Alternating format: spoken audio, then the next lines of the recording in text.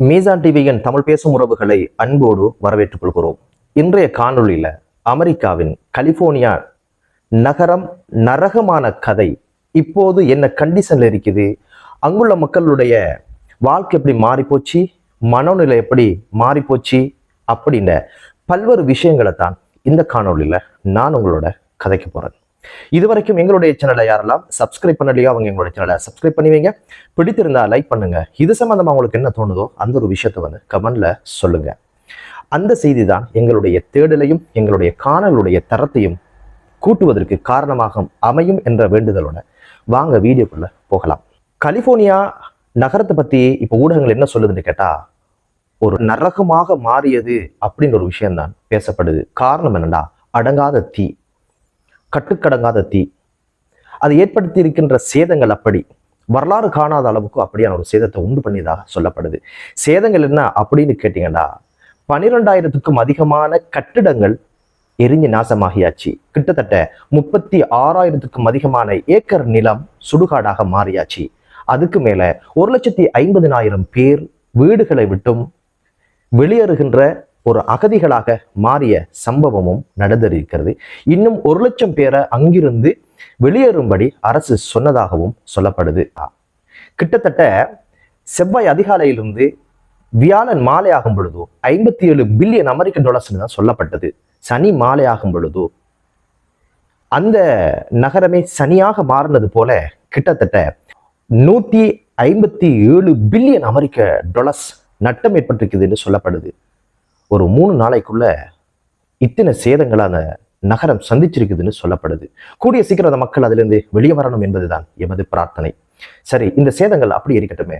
இப்ப இந்த தீ அணைப்பு அப்படின்ற ஒரு விஷயம் எந்த கண்டிஷன்ல இருக்கி அப்படின்ற ஒரு விஷயத்தை நாங்க திரும்பி பார்த்தோமாக இருந்தால், அந்த கலிபோர்னியாவினுடைய ஆட்சியாளர் சொல்ற விஷயம் என்ன அப்படின்னு கேட்டீங்கன்னா, இதை கட்டுப்படுத்துறதாக இருந்தா எங்களுக்கு காலநிலை சப்போர்ட்டாக இருக்கணும் அப்படின்ற ஒரு விஷயம் தான். நம்ம எப்போது யோசிக்கிறது என்ன, எதுக்கு காலநிலை?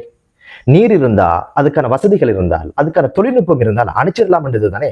ஆனா அவர் சொல்ற விஷயம் என்ன அப்படின்னு கேட்டீங்கன்னா, இந்த பிரச்சனையை நான் கட்டுப்படுத்துறதாக இருந்தா எனக்கு தேவைப்படுறது காலநிலை ஒத்துழைக்கணும். என்ன அப்படின்னு கேட்டீங்கன்னா, பலமாக வீட்டுக்கு வீசுகின்ற அந்த காற்று ஓரளவு சுமூகமாக இருக்கணும் அப்படின்றதுதான் அவர் சொல்ற அந்த கருத்து. இப்ப அவர் என்ன சொல்றாருன்னு கேட்டா, அழுத்தங்கள் பிரயோகிக்கிறாங்க, காட்டு தீயா அணைக்கிறதுக்கு ஏற்பாடு செய்யுங்க.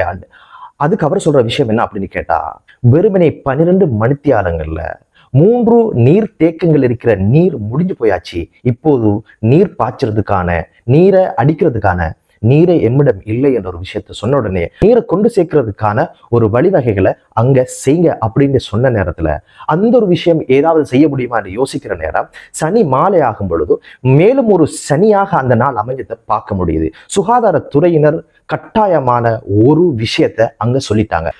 நச்சு மேகங்கள் காற்றோட கலந்தாச்சு, எனவே தீ எரிகின்ற இடத்திலோ அல்லது காண்கின்ற இடத்திலோ அல்லது அதனுடைய வாசம் இருக்கின்ற இடத்துல இருந்து கொள்ள வேண்டாம் என்ற ஒரு விஷயத்தையும் சொல்லியிருக்கிறாங்க. அதனால வெளி மாகாணங்கள்ல இருந்து நீரை கொண்டு செல்றதுக்கான ஏற்பாடுகளும் அங்கு ஒரு முடக்க நிலையை பார்க்க முடியறதாக நமக்கு செய்திகள் அங்கிருந்து வரதை பார்க்க முடியுது.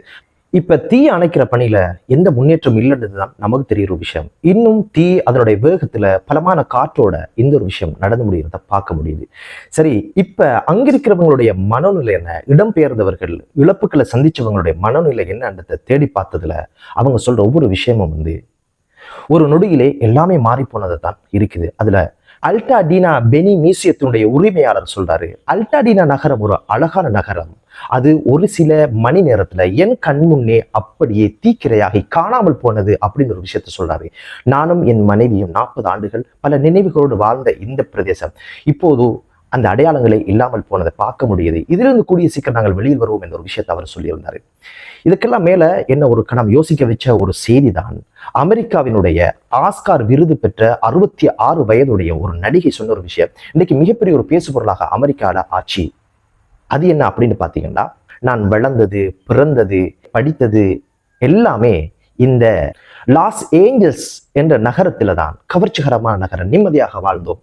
ஆனா இப்போ இது முற்றாக சாம்பலாகி கண்முன்னே கனவுகள் எல்லாம் கலைஞ்சு போய் வெறுமனே சுடுகாடாக மாறி இருக்கிறது. எனக்கு கஸாவிலே யுத்தத்துக்கு பிற்பாடு அந்த பூமி எப்படி இருக்குதோ அதை பார்க்கறது போலவே எனக்கு இந்த உணர்வு வந்தது என்று சொன்னதுதான் தாமதம்.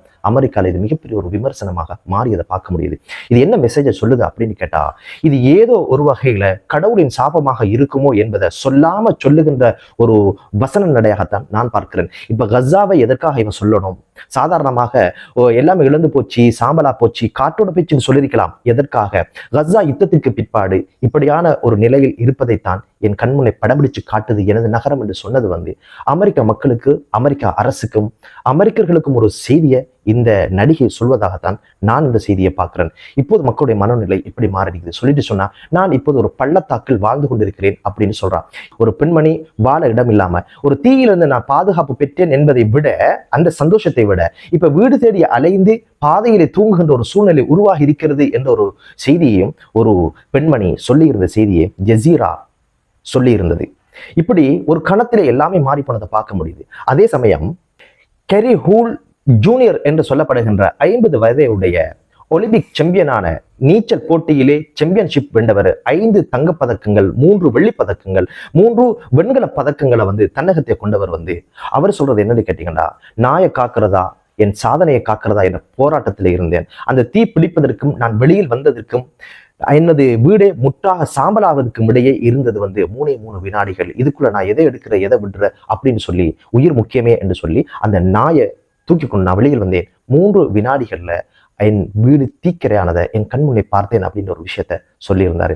ஒரு நாயுட உயிர் உங்களுக்கு பிரதானமாக தெரியுது. ஆனா மனித இனத்திலிருந்து அந்த குழந்தைகளுடைய, வயோதிபர்களுடைய, தாய்மார்களுடைய உணர்வும் உயிரும் உங்களுக்கு புரியலை என்பதுதான் எமக்கு இருக்கிற வேதனை. அதை புரியுற மாதிரி தான் ஒரு சம்பவம் நடந்திருக்கோ என்பது எனது விமர்சனம். அடுத்த ஒரு விஷயம் அந்த பகுதியில மிக முக்கியமான நடிகர்கள், செலிபிரிட்டிஸ், நடிகர்கள், பிரபலியங்கள் வாழ்ந்த பகுதியாக சொல்லப்படுது. அதுல ஒரு 5 பேருடைய சொத்துக்கள் இழந்ததுக்கு முன்னால், இழந்ததுக்கு பின்னால் அப்படின்னு சொல்லி 2 விஷயம் பார்க்க முடிஞ்சது. அதையே நான் உங்களோட பகிர்ந்துக்கலாம் நினைக்கிறேன். Number 5, John Goodman. வீடு தீக்கிரையாகி முற்றாக கண்முனை அழிஞ்சு போனதை அவர் சொல்லி இருந்தாரு. அதுல வெறும் களிமண்ணும் வெறுமனை கல்லும் தான் மிஞ்சி இருக்குது அப்படின்னு ஒரு விஷயத்த சொல்லி இருந்தாது. Number 4, Anthony Hopkins.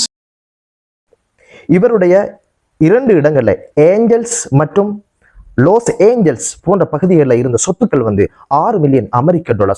பக்கத்தில் இருக்கிற கட்டணங்களை எப்படியெல்லாம் தீப்பற்றி எரிந்து சாம்பலானதோ அது போலவே எனது கனவுலகமும் அழிஞ்சு போச்சு.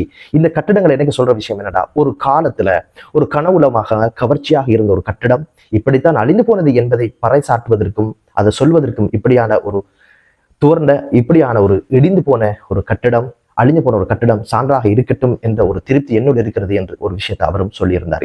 Number 3, Miles Teller.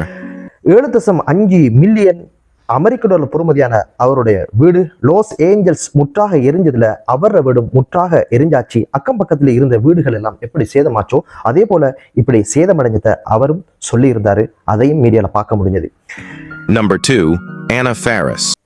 4000 சதுர அடி கொண்ட பெரிய வீடு, 5 மில்லியன் பெறுமதியானது. 2019ஆம் ஆண்டு தான் அதை வாங்கி இருந்தா அனைத்து கனவுகளும் கண்முன்னே கரைந்ததாக அவர் சொல்றார். இதுல இடிபாடுகள் மட்டும்தான் மிச்சம், வேறு எதுவுமே கிடையாது. கல்லு மண்ணும் மிச்சம், எதை தவிர வேற எச்சங்கள் எதுவுமே கிடையாது என்று சொல்லப்படுது. Number 1, Paris Hilton. மிக பிரபலியமானவர் இவர் தென் கலிபோர்னியாவில் ஏற்பட்ட தீ விபத்துல மெலிபன் வில்லா முற்றாக தீக்கிரையானதாக சொல்லப்படுது. ஒரு கணத்திலே இந்த வீடுகள் எல்லாம் சேதமாகி வெறுமனே இடிபாடுகள் என்று சொல்றதுக்கு கூட இல்லை, கல்லும் மண்ணும் எஞ்சியிருப்பதாக சொல்லப்படுது. இப்படி ஒரு பொழுதுல அனைத்துமே மாறி போற மாதிரி எதனால் ஆச்சு? இன்னைக்கு நடுத்தரில் நிக்கிறவங்க வாடகை கூட வீடு பெற முடியாம பள்ளத்தாக்குலையும் அங்கும் இங்கும் வாடுகின்ற ஒரு சூழல் உருவாகி இருக்கு என்பதுதான் மிக வலிக்கிற ஒரு விஷயம். இங்க இந்த ஒரு விஷயம் எதனால நடந்தது இன்னும் அமெரிக்காவுக்கு தெரியல. ஏதாவது செயற்கை மூலம் ஏதாவது நடந்திருக்குமா என்ற ஒரு விஷயம் பேசப்படுது. அதுவும் விசாரணைகள் அப்படி இருக்க வாய்ப்பில்லை என்று சொல்லப்படுது. ஒரு கரண் கம்பி சாய்ந்ததாக சொல்லப்படுது. அது விபத்துக்கு முன்னா தீக்கு பின்னா என்ற எந்த ஒரு விஷயம் தெரியாமல் இருக்கிறது.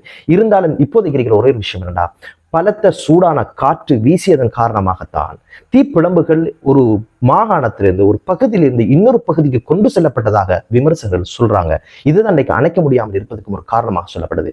இதை ஒரு விமானத்தில இருந்து ஒரு வீடியோ பார்க்க முடிந்தது. அது எனக்கு காட்டுதுண்டா, இந்த எரிகின்ற இந்த சந்தர்ப்பத்துல வானில ஒரு போர்டோட சைஸ்ல நெருப்பு தணல்கள் வந்து மிக வேகமாக அப்படியே பூமியை நோக்கி பயணிக்கிறத பார்க்க முடியுது. ஒருவேளை வானிலிருந்து வந்ததா, கடலில் இருந்து வந்ததா, தரையில் தான் உண்டானதா என்ற எந்த ஒரு விஷயமும் தெளிவாக இல்லை. ஆனா நமக்கு தெரியுது, ஏதோ ஒரு வகையில அமெரிக்க மக்களை திரும்பி பார்ப்பதற்கும் அமெரிக்க மக்களுடைய வாழ்வியலை திருப்பி போடுற மாதிரி இந்த ஒரு விஷயம் நடந்து முடிஞ்சதுன்னு மட்டும் நமக்கு தெரியுது. வேதங்களின் அடிப்படையில் பார்க்கின்ற பொழுது இது ஒரு சோதனையாகவும் வேதனையாகவும் இருக்குமோ என்ற ஒரு சிந்தனையும் வருகிறது. பல்வேறு இடங்கள்ல தீயால சமூகங்கள் அழிக்கப்பட்டதாகவும், வெள்ளத்தினால் சமூகங்கள் அழிக்கப்பட்டதாகவும், காற்றினால் அழிக்கப்பட்டதாலும், இயற்கையினால் அழிக்கப்பட்டதாகவும் பார்க்கப்படுது. அங்க சொல்லப்படுற விஷயம் என்ன, வரலாறு காணாத, கட்டுப்படுத்த முடியாத அளவுக்கு இது இப்படி ஒரு அனர்த்தமாக இருக்குமாக இருந்தார். இது ஏதோ ஒரு வகையில் மர்மமான ஒரு விஷயம் என்பதை தாண்டி இது இறைவனுடைய ஏதோ ஒரு வகையில் கொடுக்கப்படுகின்ற ஒரு சோதனை அல்லது வேதனை என்பதுதான் எமது பார்வையாக இருக்கிறது. என்னதான் இருந்தாலும் இப்போது அணைப்பு பணிகள் என்றது அணைக்கின்ற ஒரு விஷயம் வந்து சாத்தியம் இல்லாம இருக்கிறதுனால பல்வேறு இடங்கள்ல வந்து இந்த தீப்பரவல் மேலும் உக்கிரமடைகிறத பார்க்க முடியுது.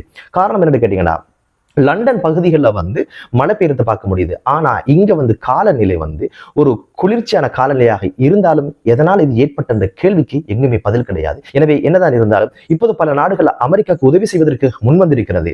அந்த வகையிலே ஈரானும் இப்படியான ஒரு உதவியை செய்வதற்கு முன்வந்தது என்பது பார்க்கப்பட வேண்டிய விஷயம். காரணம், எப்போதுமே ஈரான் அமெரிக்கா என்னும் விரோதத்தோடு பயணிச்சவங்க இப்போது மனிதநேயம் கொண்டு எப்படியாவது இவங்களுடைய கவலைகள் துக்கத்தில் பங்கு கொள்ள வேண்டும் என்பதற்கு ஈரான் ஒரு அறிக்கையை சொல்லியிருக்குது. ஒரு அறிக்கையில் என்ன சொல்லியிருக்கிறாங்கன்னா, நாங்களும் அணைக்கின்ற பணியில் இணைந்து கொள்ள தயாராக இருக்கிறோம் என்று. எனவே ஒரு வரவேற்கத்தக்க ஒரு விஷயம். காரணம், பிறருடைய துயர் துடைப்பது என்பது முக்கியமான ஒரு மனிதநேயம் உள்ள ஒரு இஸ்லாமிய விழுமியங்கள் என்பது உண்மையான ஒரு விஷயம். சலாஹுதீன் அய்யூபி சிலுவை யுத்தத்தில் இருந்த போது பல ஆண்டுகள் சிலுவை யுத்தம் நடந்தது. ஐரோப்பாவுக்கும் அரபு நாட்டுக்கும் இடையில் மிகப்பெரிய யுத்தம், வரலாறுலே மிக முக்கியமான ஒரு வரலாற்றை கொண்ட ஒரு யுத்தமாக பார்க்கப்படுது. பல்வேறு சேதங்கள் இடையே ஒரு ஓய்வெடுப்பதற்காக ஒரு சமாதான உடன்படிக்கை செய்து கொள்ளப்பட்டது. யுத்தத்தை தற்காலிகமாக நிறுத்திக் கொண்டாங்க. இந்த நிறுத்திய சந்தர்ப்பத்துல அந்த சிலுவை யுத்தத்தில் வந்த பட தளபதி நோயுற்றிருந்தார் என்பதற்காக மருந்து பொருட்களையும் வைத்தியரையும் தேவையான உணவுப் பொருட்களையும் எடுத்துக்கொண்டு சலாஹுதீன் அய்யூபி அவரை சந்திக்க சென்றதாக சொல்லப்படுது. எனவே யுத்தங்கள் என்பது யுத்தங்களாக பார்க்கப்பட வேண்டும்.